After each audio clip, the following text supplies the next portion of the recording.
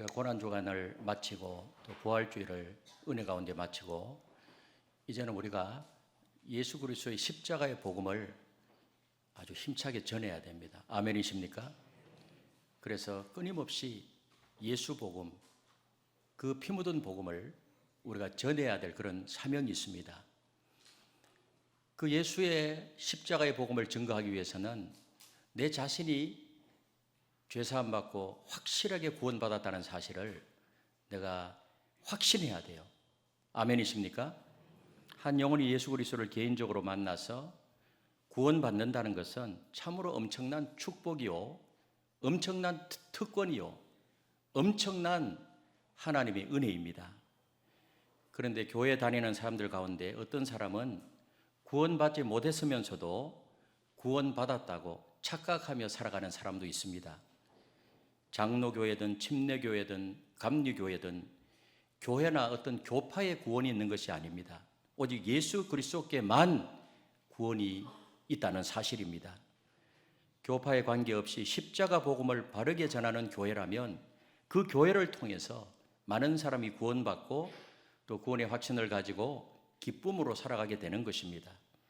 구원은 교회의 직분과도 상관이 없어요. 교회 직분, 여러분 구원받지 않고서도 얼마든지 교회 직분 받을 수 있어요. 종교 생활할 수가 있습니다. 또한 특별한 은사 체험이나 어떤 신비적인 체험을 구원과 연관시켜도 안 됩니다. 성령의 역사가 아니고서도 신비적인 체험을 하는 경우가 많습니다. 여러분 기독교가 아닌 이방 종교에도 성령과 관계없이 각종 신비적인 체험이 많이 있는 것을 우리는 각종 문헌을 통해서 쉽게 접할 수가 있습니다.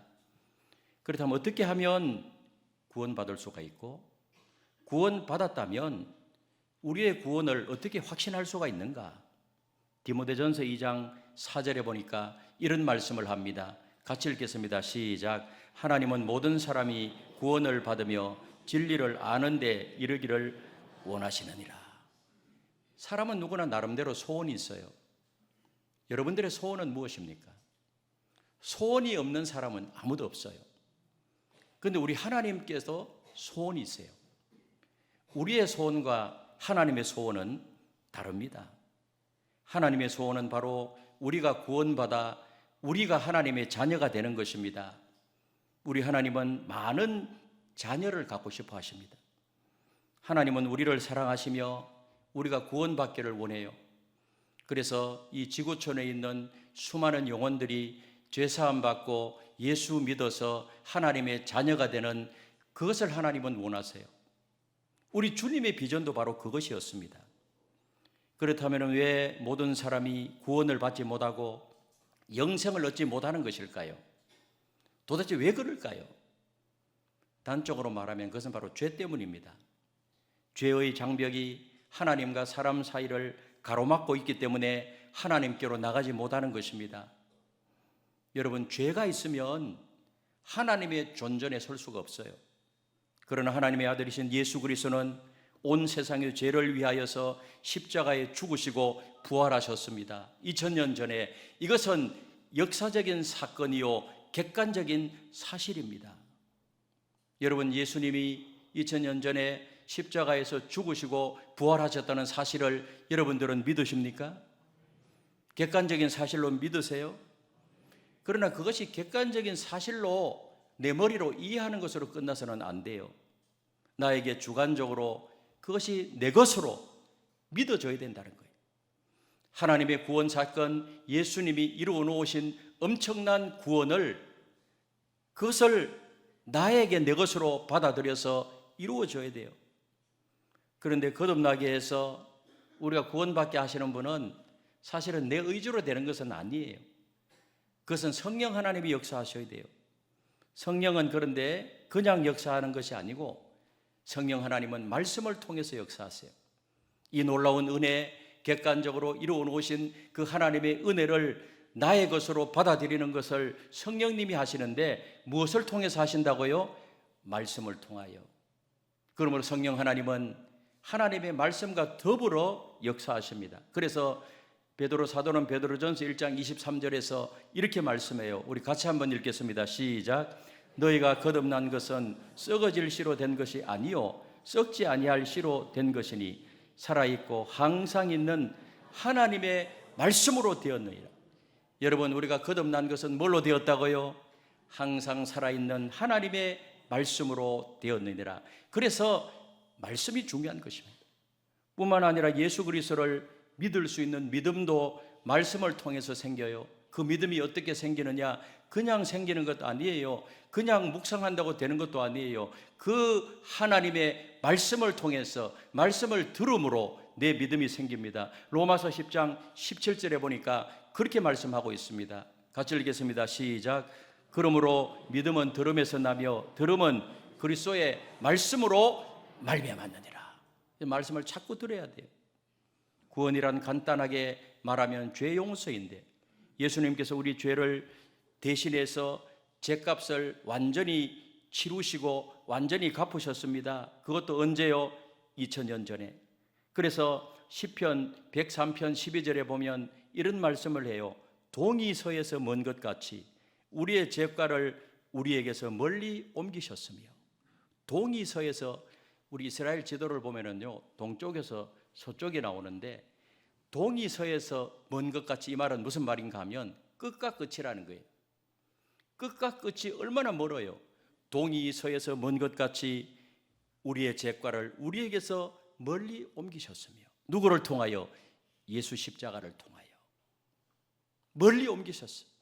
우리 죄과가 가까이 있으면 우리는 구원받지 못해요.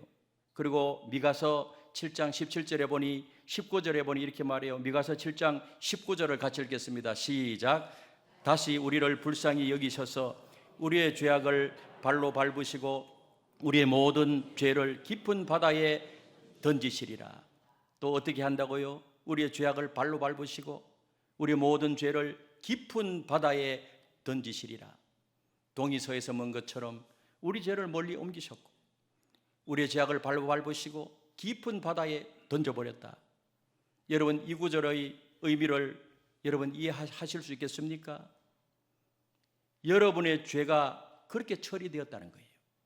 오늘 저와 여러분들의 죄가 그렇게 처리되었다는 것입니다. 우리의 죄는 이미 처리되었다는 거예요. 과거에 지었던 죄, 현재 짓고 있는 죄, 미래의 죄까지도 2000년 전 갈보리 십자가에서 우리의 죄값이 완벽하게 지불되었다는 것입니다. 예수 믿고 구원받은 것은 이미 지불된 것을 믿는 거예요. 이미 지불된 것을. 내가 앞으로 구원받을 것이다, 앞으로 미래의 내 죄가 사해질 것이다, 그런 것이 아니에요. 여러분, 지불은 이미 되었지만은 그것을 우리가 받아들이지 않으면 아무런 효력이 없어요. 예수님께서 이미 모든 것을 다 이루어 놓으신 것을 믿음으로 받기만 하면 그것이 내 것이 된다는 거예요. 그것을 마음의 눈을 뜨고 보아야 된다는 것입니다. 아무리 객관적으로 하나님께서 구원받는 방법을 다 해놓으셔도, 다 지불하셔도 그것을 내 것으로 받아들이지 않으면 그것은 나와는 전혀 상관이 없다는 거예요. 그러므로 구원은 어떠한 행위 때문에 받는 것이 아니라는 거예요. 다 이루어 놓으신 십자가의 복음을 내 마음으로 받아들이기만 하면 됩니다. 그래서 요한복음 1장 12절에 요한 사도가 그렇게 말하잖아요. 우리가 너무나도 잘 알고 있는 말씀 같이 읽겠습니다. 시작. 영접하는 자 곧 그 이름을 믿는 자들에게는 하나님의 자녀가 되는 권세를 주셨으니. 훌륭한 사람들의 자녀가 되는 권세도 대단한데 하나님의 자녀의 권세, 여러분, 이 하나님의 자녀의 권세는 대단한 거예요.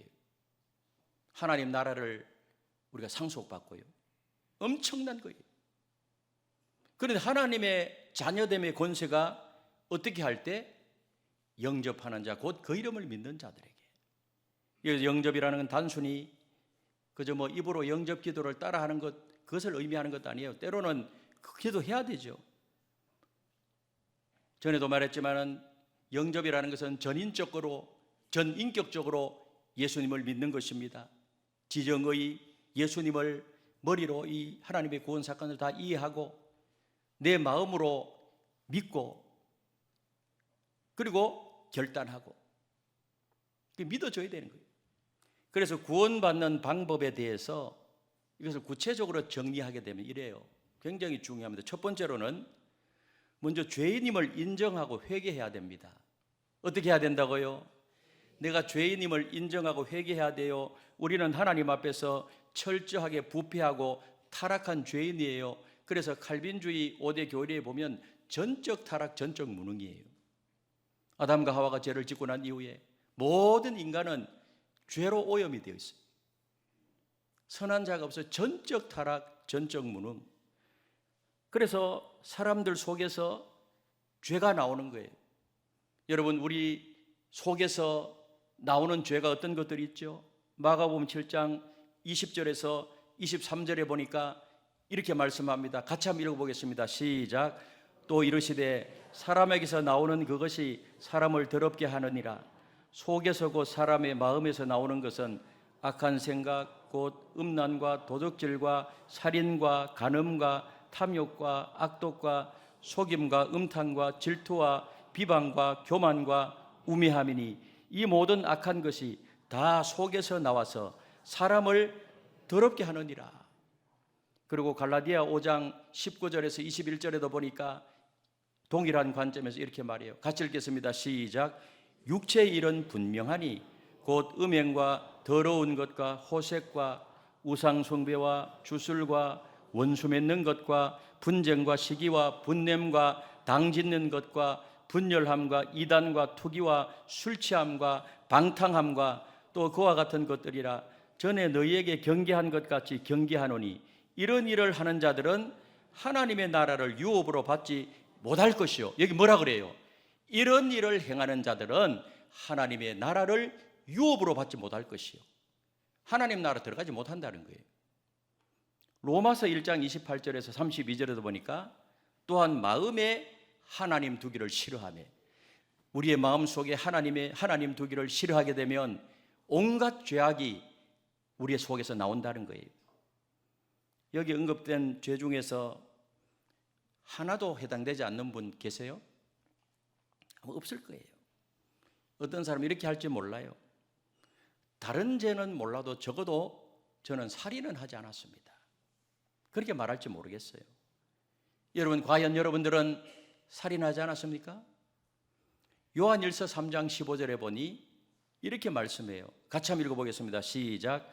그 형제를 미워하는 자마다 살인하는 자니 살인하는 자마다 영생이 그 속에 거하지 아니할 것을 너희가 아는 바라. 우리 주님은 뭐라 그래요? 형제를 미워하는 것, 미움이 살인이라. 미움이 살인. 그런데 살인하는 자마다 영생이 그 속에 거하지 아니한다. 여러분, 영생이 우리의 속에 거하지 아니한다는 말은 뭐예요? 하나님의 자녀됨이 안 되고 하나님의 백성이 안 되고 천국 백성이 될 수 없다는 거예요. 여러분, 한 번도 미워하지 않았나요? 같은 사람을 여러 번 미워했다면 그 사람을 여러 번 죽였다는 말이에요. 여러 종류의 사람을 미워했다면 여러분들은 살인을 여러 번 했다는 거예요. 그래서 우리 예수님은 마음의 문제, 내가 미워하는 것이 곧 살인이다. 여러분, 마음속에 미움의 감정이 있다면 나사렛 예수 이름으로 그 미움의 감정을 다 제거하시기를, 쓰레기통에 던져버리시기를 예수님의 이름으로 축복합니다. 왜 그래요? 미움은 살인이기 때문에. 간음의 경우도 그래요.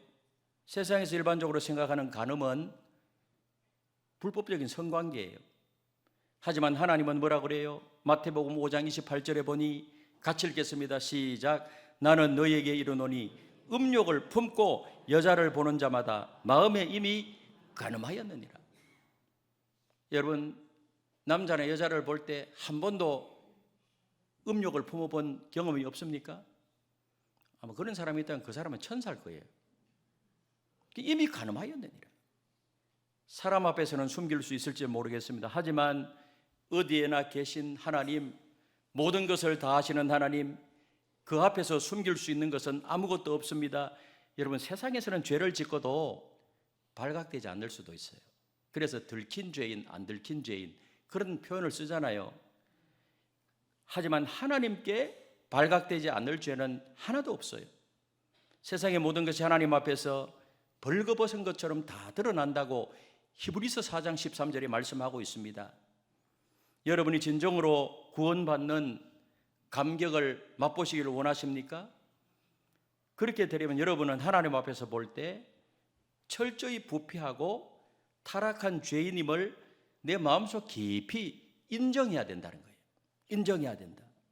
자신의 죄를 깊이 인식하고 인정해야 내 마음의 문이 열리고 그리고 구원받을 준비가 된다는 겁니다. 여러분, 성령 하나님은 심령에 준비된 사람에게만 역사하세요. 그래서 철저히 죄를 깨닫고 나는 죄인입니다. 그런 심령에 성령은 역사하셔서 회개하도록 하고요, 중생하도록 하고, 회개하는 심령은 복된 심령이에요. 내가 지금까지 살아봤지만은 하나님의 말씀을 비추어 볼 때, 나는 죄인이구나. 내가 가는 방향이 잘못되었구나. 그래서 하나님을 향해서 돌아서는 것, 터닝 포인트, 그것이 바로 회개예요. 회개하는 자, 자신의 죄에 대하여서 진심으로 슬퍼하고 죄에서 돌이켜 하나님께로 행하는 자는 복 있는 심령이라는 사실을 믿으시기를 바랍니다. 두 번째로는요, 죄의 형벌을 바로 알고 두려워해야 돼요. 죄의 형벌을 바로 알고 두려워해야 돼요. 우리가 세상에서도 죄를 지으면 법정에 서서 유죄 판결을 받은 후에 죄값을 치르게 됩니다. 하나님께 지은 죄도 마찬가지예요.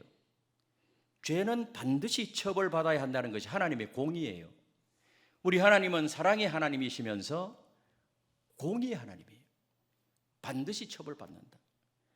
세상에서는 죄를 짓고도 이 법망을 빠져나가는 경우가 있잖아요. 우리 그런 것을 많이 보잖아요. 그러나 하나님의 그물은요, 너무 촘촘하기 때문에 어떤 죄인도 절대로 빠져나갈 수가 없습니다. 머리카락 하나도 세심받으신 그런 하나님이세요. 뇌물로도 안 돼요. 체면 때문에 봐주는 것도 없습니다. 모든 죄는 반드시 예외 없이 처벌받게 되는 것입니다. 그것이 뭔가 하면 하나님의 공의예요. 그래서 성경은 뭐라 그러죠? 죄의 삭선 사망이요, 그 형벌은 지옥 불못이라고 말해요. 모든 사람이 죄를 범했기 때문에 죄의 삭선 사망이요. 요한복음 20장에 보면 생명책에 이름이 기록되지 못하는 자는 누구나 예외 없이, 즉 둘째 사망에 던지게 된다고 말해요. 둘째 사망에. 우리가 세상에 태어나자마자 부모님이요, 호적 신고를 합니다. 그렇죠? 과거에는 태어나서 죽는 아이들이 많았기 때문에 세상에 태어나면 몇 년 있다가 신고하고 그랬어요. 그 나이가 실제 나이하고 호적 나이하고 다른 분들이 꽤 많은데, 오늘날은 뭐 태어나자마자 다 이렇게 신고해요. 그럼 대한민국 국적을 가지고 있어요. 대한민국 국민이 되는 거예요. 근데 만약에 대한민국에 호적이 없으면 어떻게 될까요? 불법 체류자가 되고, 잡히면 어떻게 될까요? 추방당해요. 대한민국에서. 하늘나라에도 호족부가 있어. 호족부가 물과 성령으로 거듭나서 하나님의 가족의 일원으로 태어나면 즉시 하나님 나라의 호족부에 그 이름이 기록이 돼요. 그 호족부는 생명책이라는 호족부예요. 그래서 바울이 기도할 때 뭐라 그래요? 하나님, 내 동족 구원해 주지 않으면 제 이름을 하나님의 생명책에서 지워버려 주십시오.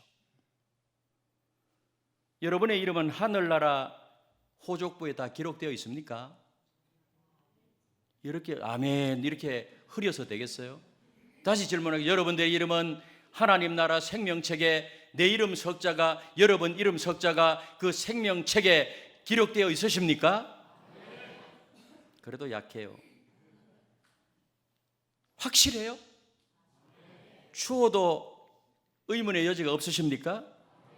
하나님 나라 호족부에 여러분의 이름이 등재되어 있지 않다면 여러분은 둘째 사망, 즉 불못 신세를 면할 길이 없어요. 그래서 이런 말이 있어요. 한 번 태어난 사람은 두 번 죽어요. 한 번 태어난 사람은 육체적 죽음과 영원한 죽음, 불못에 떨어지는 것. 그러나 두 번 태어나면 한 번 죽어요. 우리가 엄마 뱃속에서 한번 태어나죠.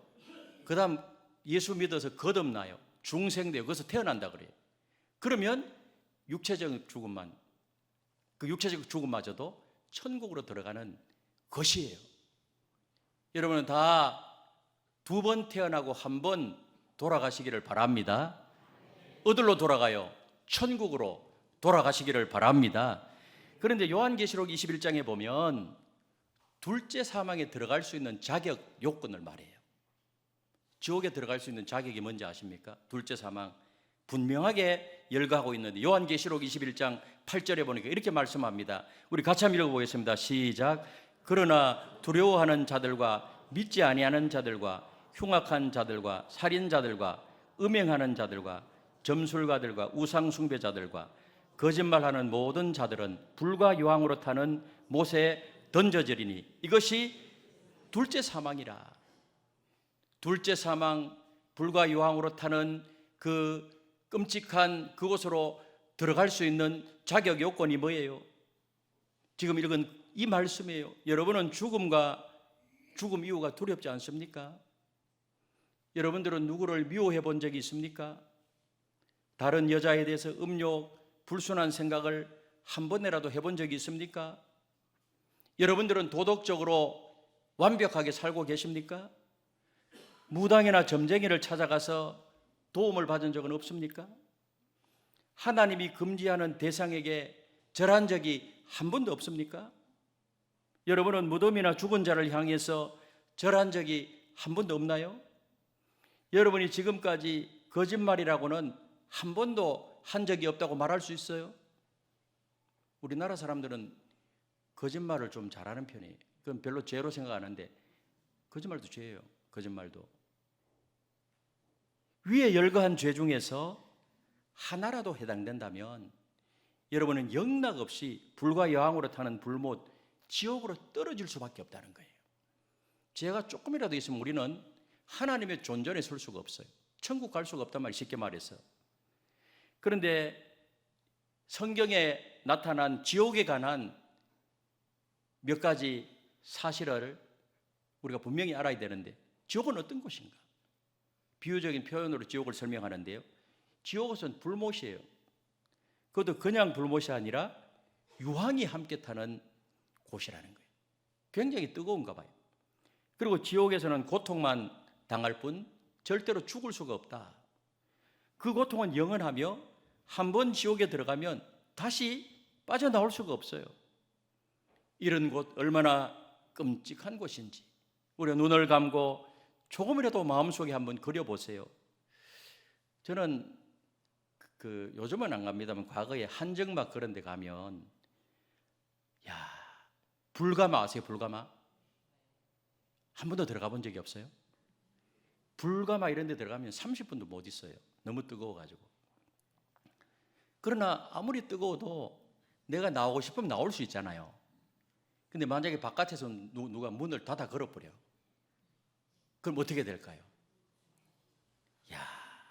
여러분, 예수님을 거절하고 지옥에 가기 전에 반드시 그 한정막의 뜨거운 불가마라도 좀 체험했으면 좋겠어요. 한정막보다 수천 배 더 뜨거운 지옥 불못에 영혼을 보내기를 원한다고 하면 여러분들은 지옥을 선택하세요. 여러분 자녀들이 믿음생활 하든 말든 그냥 내버려 두세요. 여러분 배우자가 그렇게 한다고 하면은 그 나중에 그렇게 한번 하세요. 여보 예수 안 믿을 거지? 우리 불가마 한번 들어가 보자. 수천 배 더 뜨거운 곳에 영원토록 그렇게 거기서 살라고 하면 네 마음대로 하세요 그래요. 그러나 한번 다시 생각해 보세요. 여러분 지옥은 고통스럽고 영원하며 한번 들어가면 결코 빠져나올 수 없는 끔찍한 곳이. 그러므로 자신의 이름이 하늘 생명책에 기록되어 있는지 확실하게 해야 돼요. 세 번째가 중요합니다. 그런데 예수님께서 나의 죄를 대신 담당하신 것을 알고 믿어야 돼요.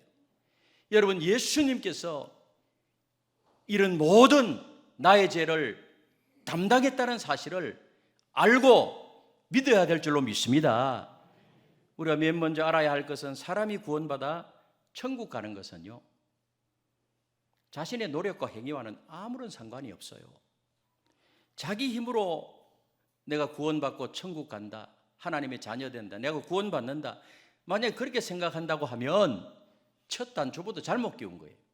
그래서 세상에는 사람들이 그 하나님의 형상으로 인간이 지어져 있기 때문에 다 이렇게 구원받고자 하는 그런 그 심리적인 게 있어요. 그래서 구원받기 위해서 어떤 사람들은 선을 행하고요, 또 어떤 사람은 공을 세우기 위해서 애를 쓰고 도를 닦고, 그리고 교육적으로 철학적으로 어떤 종교를 가지려고 하고, 그 전부 다 뭐예요? 사람이 무엇인가 하면 구원에 이를 줄로 잘못 생각하는 거예요. 절대로 허물과 죄로 죽었는데 죽었는 시체가 뭘 할 수 있어요? 우리의 구원을 위해서는 우리 밖에서 우리보다 훨씬 힘이 와야 돼요. 그래야 구원받을 수 있어요. 우리가 해결할 수 없는 죄 문제를 근본적으로 해결하신 분이 바로 예수 그리스도이십니다. 그러면 2000년 전에 갈보리산 위에서 우리의 죄값이 다 지불되었다는 사실을 알아야 돼요. 여러분, 2000년 전에 이런 모든 과거, 현재, 미래의 죄까지도 우리 예수님이 십자가에서 죽으심으로 말미암아서 거기서 완벽하게 지불되었다는 사실을 여러분 다 알고요, 모든 죄를 다 갚으셨다는 사실을 알고 믿으시기를 주님의 이름으로 축복합니다. 예수 믿고 구원받은 것은 이미 지불된 것을 믿는 거예요. 지불된 것을. 지불은 이미 되었지만은, 거듭 말씀드리지만은 내가 받아들이지 않으면 아무런 효력이 없다는 거예요. 여러분, 이 세상에 지금까지 존재하는 사람들 중에 내가 너의 죄 문제를 영원히 해결하기 위해서 왔다, 이렇게 말한 분이 계십니까? 모든 인류의 죄, 너 개인적인 죄, 과거, 현재, 미래 죄까지도 완벽하게 해결하기 위해서 내가 이 땅에 왔노라, 공자님이 그렇게 말씀하셨어요? 아니면 석가모니가 그렇게 말씀하셨나요? 코란에도 마호멧이 그렇게 말씀해요. 사람으로 오신 하나님의 아들 예수 그리스도만이 오울리예요. 죄를 해결하기 위해서 오신 유일한 분이세요. 유일한 메시아이십니다. 유일한 우리의 길이요 진리요 생명이심을 여러분 믿으시기를 바랍니다. 나는 부활이요 생명이니 나를 믿는 자는 죽어도 살겠고 죽어도 살게 될 줄로 믿습니다. 살아서 나를 믿는 자는 영원히 죽지 아니하리니 이것을 내가 믿느냐? 믿으십니까? 예수님 우리 대신 이루신 구원을 겸손히 받아들이시고 마음으로 믿어야 돼요. 그러면 죄 문제가 어떻게 돼요? 영원히 해결된다는 것이 바로 이것이 굿뉴스, 이것이 바로 복음이에요. 그러나 나는 그것을 도저히 믿지 못하겠다. 무슨 그런 신화 같은 이야기 하느냐? 소설에나 나오는 이야기지. 그렇게 이야기하면서 거절하게 되면 여러분이 자신의 죄값을 영원히 갚는 길밖에는 다른 길이 없습니다. 그렇기 때문에 한 사람이 구원을 받아 천국에 가느냐 아니면 거절하고 지옥에 가느냐 하는 것은 결국은 겸손의 문제로 기결, 겸손의 문제로 나의 고집과 경험과 생각을 다 비우고 하나님이 주시는 해결책을 받아들일 정도로 겸손한 자만이 결국은 구원의 은혜를 받게 되는 것입니다. 내 지식, 내 경험, 내 이성, 그러한 것 가지고 이것을 거절하고 받아들이지 않으면 그 답이 없어요. 다 내려내야 돼. 로마서 5장 8절에 보니까 이렇게 말씀합니다. 우리 로마서 5장 8절을 같이 읽겠습니다. 시작. 우리가 아직 죄인 되었을 때에 그리스도께서 우리를 위하여 죽으심으로 하나님께서 우리에 대한 자기의 사랑을 확증하셨느니라. 여러분, 우리 하나님은 말로만 하시는 분이 아니에요. 우리가 아직 죄 가운데 고통당하고 있을 때 하나님은 우리 대신에 그 아들을 죽게 하심으로 우리를 사랑하신다는 것을 실제로 증명해 보였잖아요. 이 사실을 믿어야 합니다. 그저 지식적으로 동의하는 것, 그냥 머리로 그렇지 그냥 동의만 하는 것은 참 믿음이 아니에요. 예수를 믿는다는 것은 그것을 다 알고 내 마음으로 믿어야 돼요. 전인격적으로. 아직도 이 사실이 믿어지지 않는다면 우리 예수님께서 내 죄를 해결하신 것을 마음으로 믿게 해달라고 기도해야 돼요. 성령 하나님은 간절히 기도하는 자의 기도를 들으시고 거듭나게 하시고 구원케 하시고, 아멘이십니까? 그래서 기도가 필요하다는 거예요. 이 복음의 궁극적인 목적은 우리 에덴 동산에서 아담과 하와가 하나님과 함께 살았잖아요. 에덴 동산에서 하나님이 이 세상을 창조하고 보기에 심히 좋았더라. 그리고 아담과 하와가 하나님과 동행하고 그때는 행복만 있었어요. 너무 좋았어요. 마음이 그냥 행복으로 가득해요. 그게 파라다이스 에덴 동산의 삶이었어요. 그와 마찬가지로 예수님과 이제는 내가 예수님을 확실히 내 마음으로 믿게 되었다면 예수님과 인격적인 관계를 맺고 예수님과 함께 사는 거예요. 아멘이십니까? 함께 더불어 살아가고 예수님을 인격적으로 만나는 자는 반드시 구원의 확신을 가지고 그분의 자녀답게 변화되고 성숙되고, 그래서 날마다 주님과 함께 동행하고 날마다 주님과 함께 살아가는 것이 너무 좋은 거예요. 예배 드리는 것이 너무 좋고 찬양하는 것이 너무 좋고 기도하는 것이 너무 좋고 그리고 말씀대로 실천하는 것이 너무 좋고 그 의가 있기 때문에 그래요. 그럼 내 마음속에 말할 수 없는 기쁨이 있고요. 그 파라다이스 에덴 동산에서 경험했던 그만큼은 못 되더라도 이미 하나님 나라가 시작되었지만은 완성이 되지 않았기 때문에, 그러나 그 천국의 기쁨을 어느 정도는 우리가 구원받아서 주님과 더불어 생활하게 되면 어느 정도는 여기서 경험할 수가 있는 거예요. 이런 기쁨, 이런 행복이 여러분 심령 속에 있다고 하면 구원받은 거예요. 이런 행복이 있으면 한번 아멘 하시기를 바랍니다. 아멘. 사랑하는 성도 여러분, 구원받는 방법을 정리해 본다면 내가 먼저 죄인임을 인정하고 회개해야 됩니다. 두 번째로 죄의 형벌을 바로 알고 두려워해야 돼요.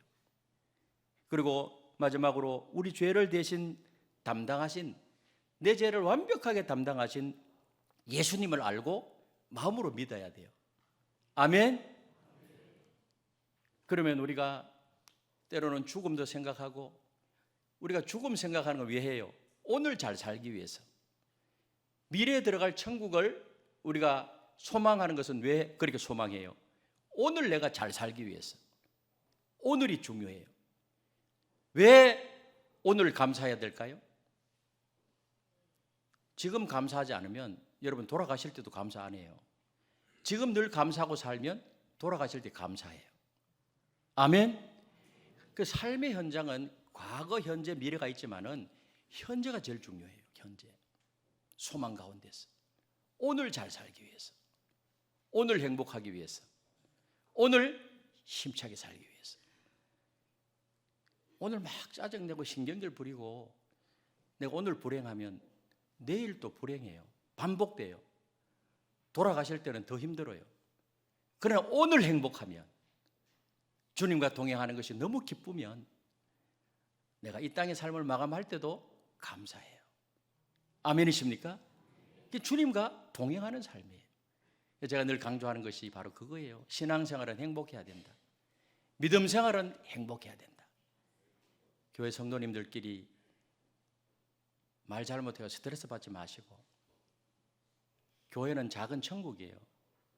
교회는 가정과 같은 곳이, 여기는 주님이 함께 하시기 때문에, 성령이 함께 하시기 때문에 구원받은 백성으로 그렇게 살아가게 되면 끝까지 승리하고 성공적인 그런 생애가 될 줄로 믿습니다. 이런 저와 여러분들의 삶이 되시기를 예수님의 이름으로 축원합니다.